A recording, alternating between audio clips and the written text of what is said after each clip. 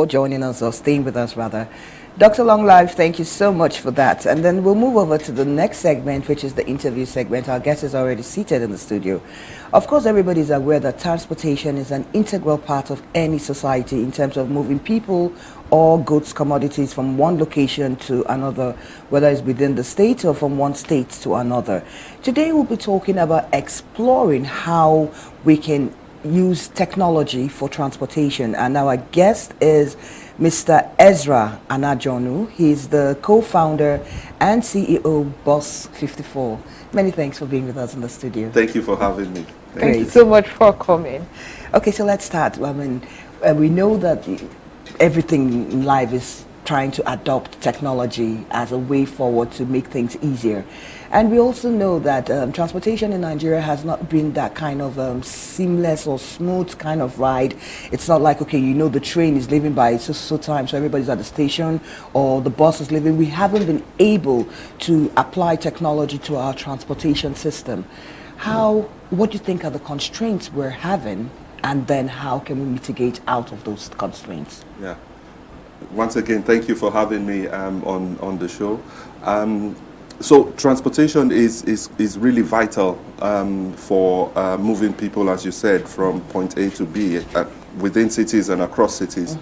Mm-hmm. One of the reasons transportation, the technology hasn't been really applied to transportation, and we can see that in how fragmented it is. Mm-hmm. When you look at the fact that there's this vicious circle, a lot of transport operators are offline, so it's a cash-based, informal, sort of fragmented experience. It then creates this vicious circle where the transport operators are locked out of financial infrastructure or services. Okay. There is little to no data around scheduling, routing, and pricing. Okay. And you know, right in the middle of this almost perfect storm is passengers, yeah, who have little choice around, you know, searching, booking, and comparing to before buying their tickets online. Mm-hmm. And so that lack of data is really standing in the way of a seamless sort of booking and travel experience for intercity transportation. Okay, if you have to suggest ways we can move forward, you know, infusing technology to our transportation sector, would you say the private sector should champion this, or the federal government? But you must admit that we are beginning to see that online scheduling in buses, interstate and intrastate really, and train is the way. I don't know if Nigeria can get to a subway station kind of thing, but should the private sector champion this? Yes, I think both sectors should work collaboratively. Okay. There's the part around policy, which sits with the federal government or with the government, at whichever levels, federal, state, or even at local level. But the private sector also has a big part to play. Mm-hmm. So the private sector, obviously, with its expertise around technology, around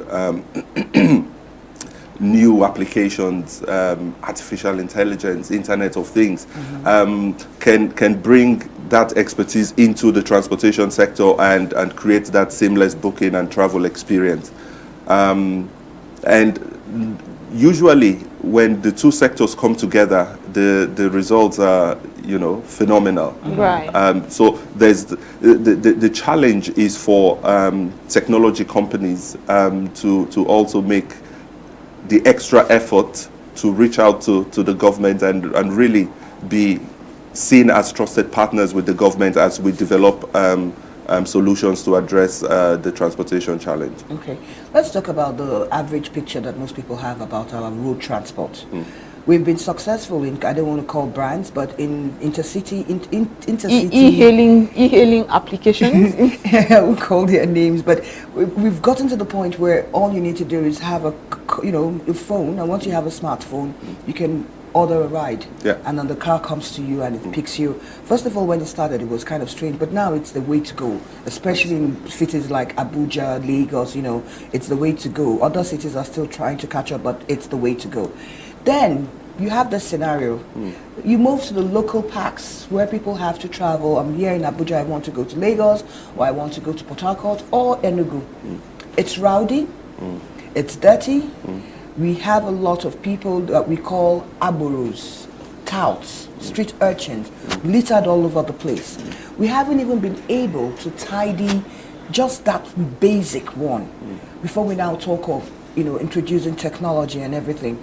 Do you think this is something that will eventually happen in Nigeria and then be able to infuse it to the point where even the intercity, we can get to that point in our intercity transportation?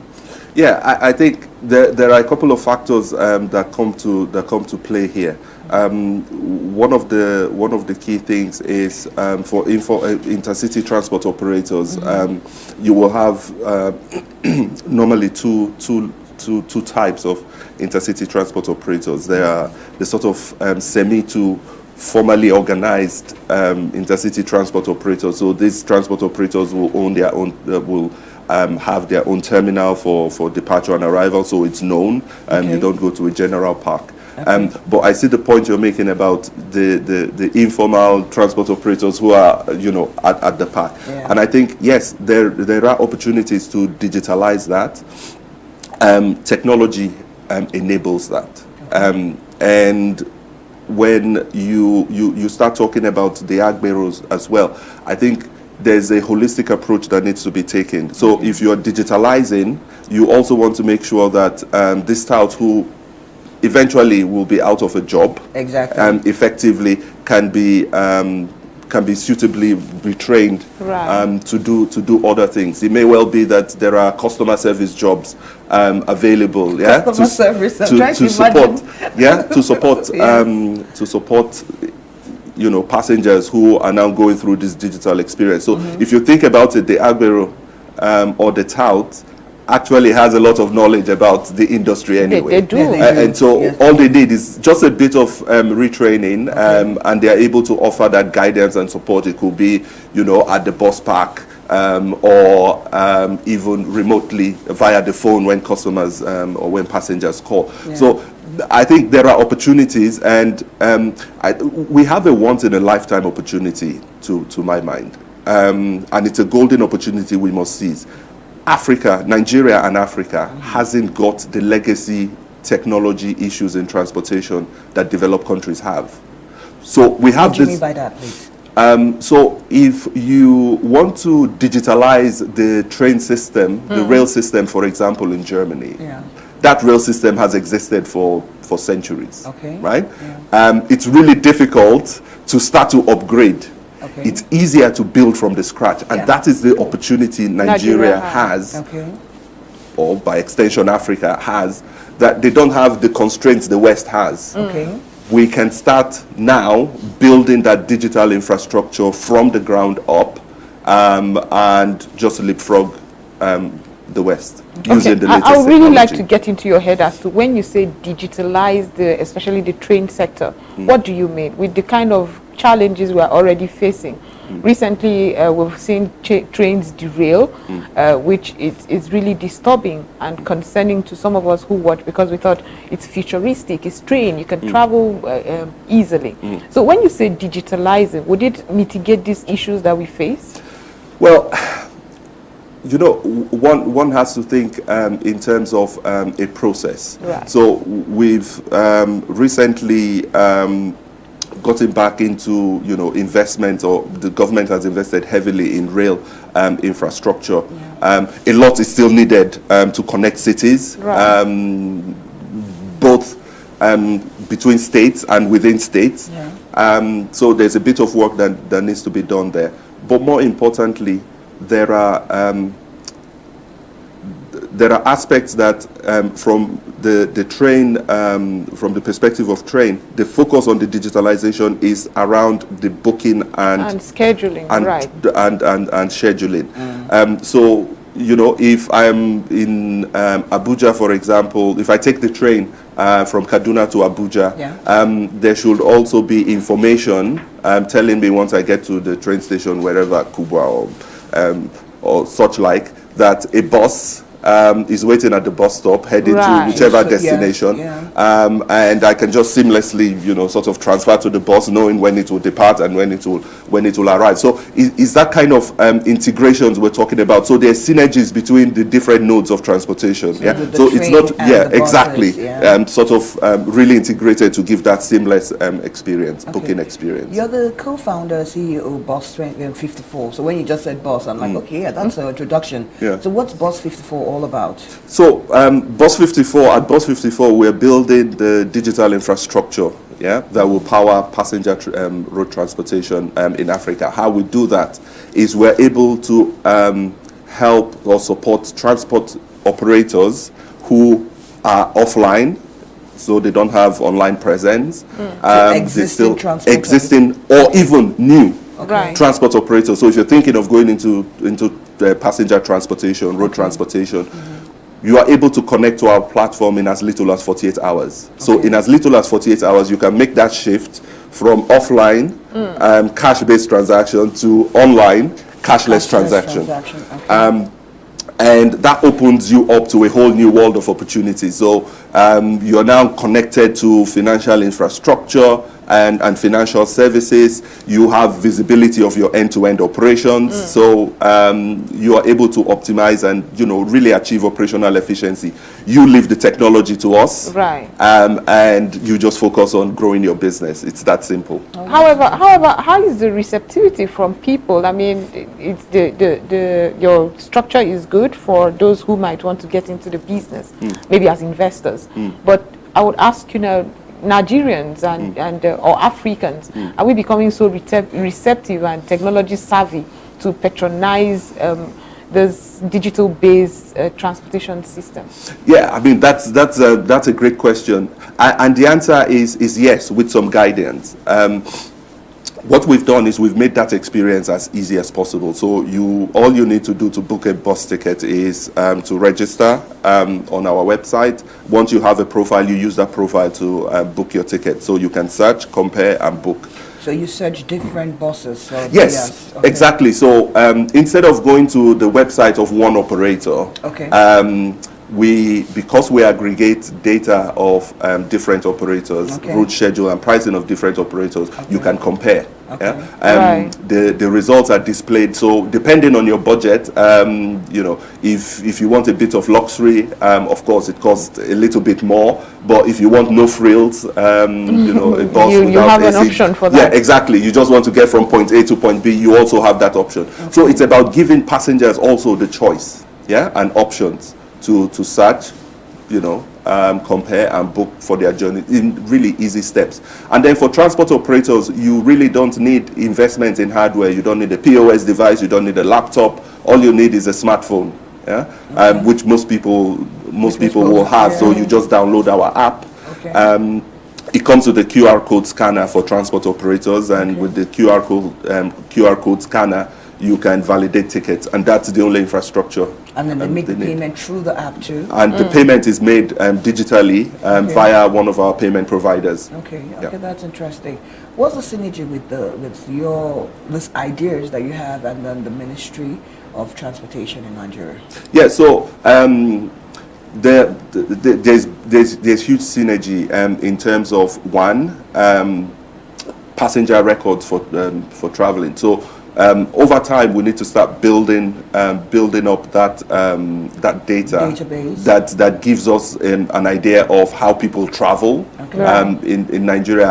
At the moment, it's very fragmented. Okay. So if you ask how many people traveled from Abuja to Lagos by bus today, it's really difficult. So it starts with that synergy. Starts with data gathering. Right. And with it comes data analytics. So again, our operations helps the government to plan better for how services or infrastructure in road transportation is made. And then the other thing I would like to point out is that I'm reflecting on the previous question you asked about the adoption.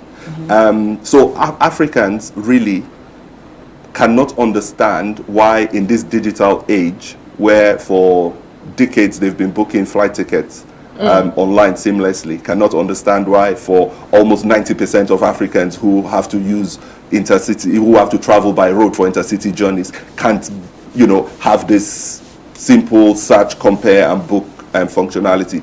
So we're really ripe for it. Government in the government shift from cash to cashless transactions is also playing a key role. Increasingly, we're seeing transport operators coming to us and saying, hey, we want you to help us on this transition from cash to cashless transactions. So, there are quite a lot of synergies, and, we're beginning to see the effect of government policy on the digitalization effort. Right. So there's the push from the passengers who are saying, hey, I should be able to book this. I shouldn't go to a terminal a day or two before to book, as is the current practice. Yes. That's what we are forced That's to what do. we're used to. Actually. Yeah, exactly. Forced, really. Exactly. We're forced to, actually, because there's no option, right? Yeah. Yes. Which links back to the climate crisis, right? Yeah. So if I am going to a bus terminal a day or two to book, that is actually a source of avoidable greenhouse gas emission. Exactly. Yeah? It's not only costly, because it adds up to 10% or 15% to your travel cost. It's a complete waste of time. And you are also increasing your carbon footprint. So that shift to digital also has its implications in terms of how we individually contribute to reducing the impacts of climate change. I wanted to just go to, in the bid to reduce our carbon footprint. If you look at the FCT, for instance, in fact, this evening, as you drive around the cities, you will see people still seem sort of stuck trying to get to their destinations, especially in sub towns. How is it called? Suburbs, right? Yeah. Especially trying to get to the suburbs. And what do you think we can do, including technology and having a more seamless sector or system, rather, where we can connect people? I know when we talk technology, I know there's the joint ride option that somebody tried to develop some time ago. You could be going home, share ride, you could be going home, and then you pick people who would book, and because there's a trusted company that has vetted you, you're sure whoever is coming is not going to harm you and all of that. How can we improve that? I think there are a couple of things we can do to improve that, but to do that, we need to understand what the root cause of the problem is. So and the root cause, one of the root causes of the problem is we don't have effective intra-city transportation system. Yes, we don't. And so what has happened over time is people have been moving individually. And it has also increased with ride sharing. Or the car hailing companies. So again, we need to start thinking in terms of how do we move people in cities in groups as opposed to individually. That has an impact. So without investment in expanding road infrastructure, if we start thinking in terms of moving people in mass within cities, then of course it reduces traffic conditions, right? Less people will use their cars, more people will use public transportation to go to work. And it really makes sense. For a lot of people, public transportation, yes, you are riding with other people, but somebody else is driving you, which means, you can take your time, you can do other productive things within that time, read a book, that e-learning course you're doing, yes, you can sort of spend the mornings kind of doing that. So I think that is one key area that will help reduce congestion in cities. It's that shift from people moving individually to people moving in bulk. But for that, investment is needed in bus rapid transit systems. The one thing, it's a good idea, but the one thing most Nigerians will be concerned about is cost. Is it cost effective? Will it be more expensive now because, we're now using data, people have to have a smartphone? Will it make, we know that in logical terms, it will make transportation easier, seamless, but will it increase or affect the cost of transportation? So, I would say not necessarily. Okay. So initially the capital outlay may be high, but over time, so it drops, and this happened I'll use the example of our operations. So apart from helping transport operators to make that shift to digital, what we're also doing using data is beginning to find patterns in how transport operators operate. So maintenance, for example, we have data on when the buses need to be serviced, when tires, brake pads, batteries need to be changed. Okay, so all that is part of the package? All that is part of the package. So we start looking at trends, and we can start negotiating directly with manufacturers to source these products directly for them. Right. That way, they are able to save on these parts, because we are, almost carrying out what is called embedded procurement on their behalf. So it helps to reduce their operational cost, which in effect is passed on to the customer, isn't it, to the passenger. So not necessarily that it will be costly. We are helping transport operators to become operationally efficient, and with that efficiency comes cost reduction. And that's how we're supporting to make sure that the ecosystem, or all the players within, or cost is kept within to a minimum within that ecosystem. Okay, like I just remembered, I don't know if you were in Abuja at the time when we were enjoying the Aerofy buses. That really mitigated a lot of challenges. But what would you say happened there? It could have been sustained, but would you charge it to maintenance problem? It's difficult to say without knowing the specifics of what happened at the time. But the key thing is this culture of maintenance. You're spot on. When you have a culture of a maintenance culture, it means your buses are always in good repair. It means your buses, passengers are always comfortable in your buses. They're clean. The drivers are also cautious and such like. So it's one of the reasons why we focus heavily on the maintenance side of things. So we are able to help or enforce a maintenance culture within transport operators on the platform. When she asked the question, it gave me an idea. I mean, it reminded me of something when she mentioned those mass transit buses. Now, the way we see mass transit buses in Nigeria, I could be the first person on the bus, and I'm going to spend an hour or two until that bus is filled up before you move, and that's how it always is here at this time of the world. Can we get to the point, or will all this technology say this bus moves by 8 a.m. filled up or not, we're moving to get to the next bus stop, and we're picking that, we're picking X, Y, Z, as opposed where we have to sit hours just waiting until the bus fills up. It's I experienced it myself when I was going to university. It was a nightmare, just waiting in the park for the bus to get filled up. But that's where this whole digital transformation comes in, because passengers are able to book their tickets days in advance. So the transport operator over time will have a fair idea of how many passengers they have on the day of departure. So that helps with on-time departures. But also with technology, you can start looking at routes. You can start looking at cities along the route you are applying. So if you're traveling, if you're doing Lagos to I don't know, Benin, you can receive bookings from passengers who are departing from Lokoja, for example, or from Abaji. So even though the bus isn't full in Abuja, it's going to depart on time, and then at 8, so it's 7 o'clock departure. At 8, there are 2 passengers to pick up in Abaji. At 9:30, there are, or 10 o'clock, there are another 5 passengers to pick up in Lokoja. Data enables you to do that. And that's why it's so important to make this shift, this transition from offline cash-based to full digital experience. It really helps with bookings ahead of time, so you can plan. Okay, let's talk about Bus54. I know it's trying to go African. Yes, but my question is, I mean, all countries have the peculiarities of the challenges they face. When you focus on Nigeria, do you have a challenge trying to embed your solutions to another country who probably must have gone further technology-wise? So it's a general problem in Africa, and okay. it's interesting. I was a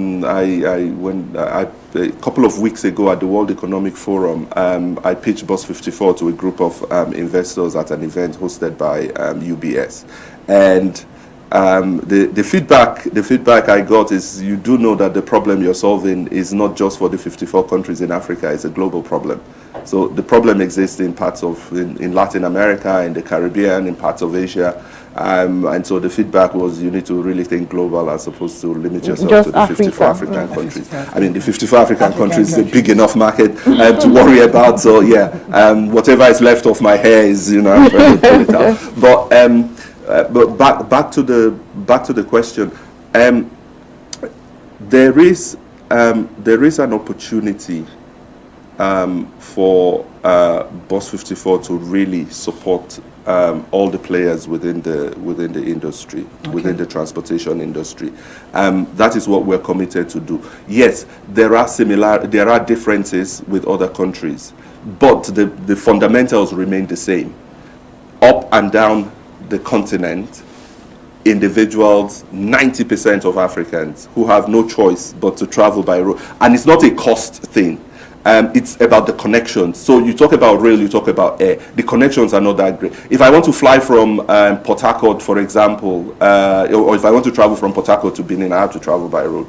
Otherwise, I'll fly Port Harcourt to Lagos or Abuja and then fly back. It just doesn't make sense. So it's not just a cost issue, it's about connectivity. Buses are able to connect better than the other means of transportation. So there are differences in some countries, but the fundamentals remain the same across the continent. And that's what that 54 stands for, obviously, the 54 countries in Africa. Yeah. And we are building our processes, even though Nigeria is our first market, all our processes are built with Africa as a single market in view. Right. Okay. Have you both set up? You haven't started yet? Yes, we are. Okay. We have live routes. A number of additional routes will be added in the next week. Yeah, so live routes. There's at the moment we have mostly Lagos, Anambra routes. We're adding Lagos, Abuja routes, as well as Abuja, Port Harcourt, Lagos, Port Harcourt shortly. As we onboard more transport operators, we intend to get full coverage in the next 6 to 8 months, national coverage, okay. And that gives that, you know, inclusion to people. Another thing I will say about the platform is the safety features we've sort of put in place.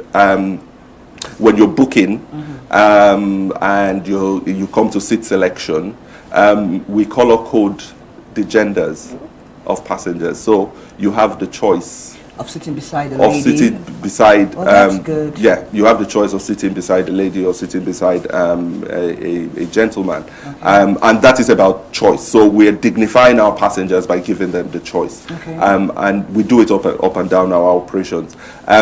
We're looking to launch our mobile app. So at the moment we have a web application, and that mobile app, to ensure inclusion, we're making that mobile application internet data free. So you can use the application whether or not you have internet data. Wow, that's a good one. But you just took a question off my head now about security. I was just about to ask. One of the reasons a lot of us would rather fly, it's not because we don't want to connect. I don't even mind going. I remember a time I had to travel to Akwa Ibom State from Port Harcourt, and I knew I could not get a flight to Akwa Ibom State from Port Harcourt. But I did not want the drama in our road, so I had to go to Lagos, come back to Akwa Ibom. Oh, wow. That's how bad it was. But a lot of the reasons why we do that and go the extra mile is because of security. Absolutely. Yes. So what are you doing to ensure that passengers know they will be safe, and there's another mechanism you are going to infuse to get that to happen? Yeah. So again, another great question. So there are certain things that are within our control. Other factors aren't. Absolutely. Yeah, are outside our control. What we do have in our control is, where a passenger opts for this service, we are able to notify their next of kin, okay, about the progress of the journey. Right. So it helps to reassure loved ones. I mean, we've had situations where, due to traffic, the phone of the loved one went off. Yeah. or the passenger went off and their loved ones sort of started panicking. The bus was supposed to arrive 2 hours ago. It still hasn't arrived. There's no word. I can't get hold of this individual. And so where the passenger opts for that, we provide that service where we give notifications. We also make sure that we give tips, hints and tips regular hints and tips to drivers about, being aware of their surroundings. And these drivers do that really well as well. So some of the other things are not in our control, but what we do have in our control is making sure that the loved ones are also, next of kin is also notified about how that journey is progressing, and so they have that peace of mind. And then finally, when they arrive at their destination, they also get a notification that the passenger has arrived. While we're talking, it feels like a bourgeois kind of idea. Then you mentioned whether you have data or not, people can use it, because the first thing that I said was, okay, we have people in the rural area that want to travel. How? And then sometimes the network in those outskirts are really, skeletal. Yes, sometimes skeletal. There's a service, there's no service today and stuff like that. So go ahead and explain how someone can also, in those rural areas, book, for the services without data or... Absolutely. So inclusion is something that we ensure that we bake into our platform. At the moment, it's a web application, but we're going the length of integrating the application into, for example, POS devices. Okay. Yeah, of these informal agents. So right. Ultimately, you will not need to travel far, whether you are digitally savvy or not. You will not need to travel far to buy a bus ticket. Okay. By integrating it. So again, the way our operations work is we're not reinventing the wheel. At every opportunity, we look at what is the existing infrastructure, right, and how do we integrate into that existing infrastructure rather than going to build everything from the scratch.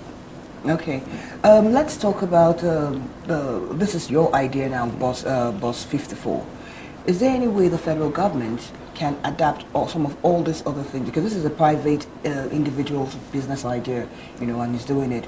How can, and then of course we know that the federal government has a large share to do with transportation, whether it's by road or air or water, sea and stuff like that. How can the federal government incorporate some of all these ideas to the services that the average Nigerian uses also?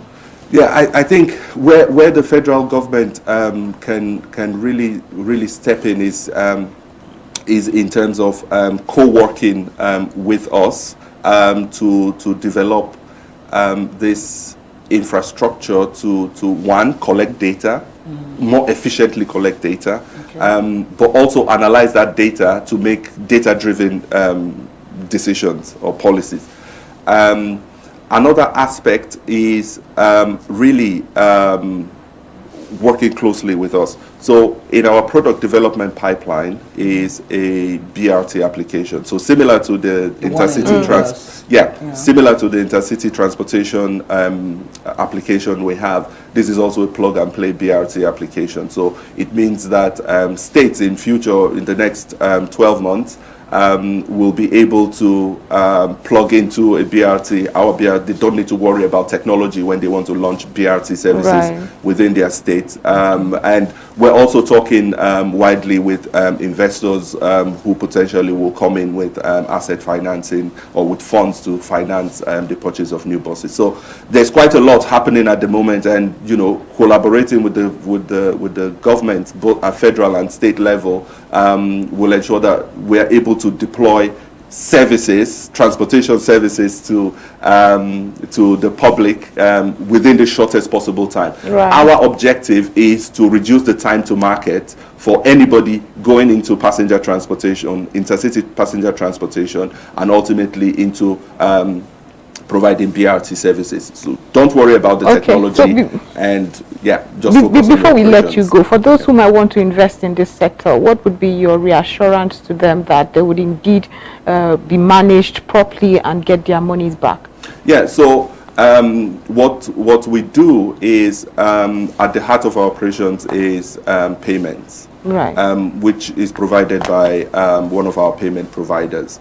Now, what that does is it gives transparency to all the players in financial services and such like. So the transport operator is now included within financial infrastructure and services, right. which means there is banks, for example, can look at their operations and say, you know, this individual, they can even model in the next 24 months how much revenue this transport operator will generate based on 3 months worth of data. So it means that decisions are taken from a data-driven standpoint rather than a reactive, or I think, or I feel. And that's where operators who are investing in this will benefit. But also the use of data allows you to expand, to increase your route. So you are able to generate demand even before you open a route. So like aviation, they tell you, oh, I'm opening up a new route in 2 months. And so people are aware and people start looking forward to that. So it gives that missing bit, which is planning. Right. It helps for planning, not just your finances, but how you're going to expand and how you're going to reduce your operational costs. And that's a huge benefit that investors need to consider. Now is the time to go into transportation because the technology, once and for all, has been solved. And that's a great to round up the program. Ezra Anajonu, thank you so much for being part of this. Thank you ever so much for having me. Great. Thank you.